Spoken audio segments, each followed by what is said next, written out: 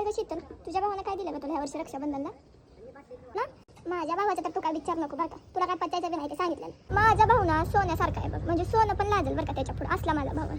अगं महाग बघितलं की तुझ्या भावाला लोक किती काय काय बोलत होती, बघितलं मी गेल्या वर्षी. आणि माझ्या भावानं काय पण केलं ना तरी कोण बोलायची त्याला टाप होत नाही बरं, सांगते तुला. लय डेंजर आपला भाऊ. हां माझा भाऊ तर तुला सांगते शेजारच्यांचा लाडका, आदर्श मानते त्याला शेजारचे लोक माझ्या भावाला. हां बोलायची टाप नाही. आणि आईचा लाडका आणि लेकरांचा तर क्रश आहे माझा भाऊ. मग थोडक्यात सांगायचं म्हणलं ना तुला माझ्या भावाचं, तू जेव्हा झोपेत उठतो ना तेव्हा सूर्य उगवतो आणि जेव्हा झोपतो ना तेव्हा चंद्र झाकतो. एवढा भारी आपला भाऊ. हां कोणाची बोलायची टाप नाही आपल्या भावाला. तुझ्या भावाचं गाणं ऐकलं काल, चांगली झोप लागली. पण आमचा भाव असली छटछट कामं करत नाही, गाणी म्हणायचं ही त्याचा लय मोठा बिझनेस आहे. तो बिझनेसमॅन आहे ना, त्यामुळे असलं काय करत नाही बरं का शीतल, सांगते तू. तुझ्या भावाकडे फोन आहे का गं? अजून पण डब्यावरूनच पत्र पाठवतोय.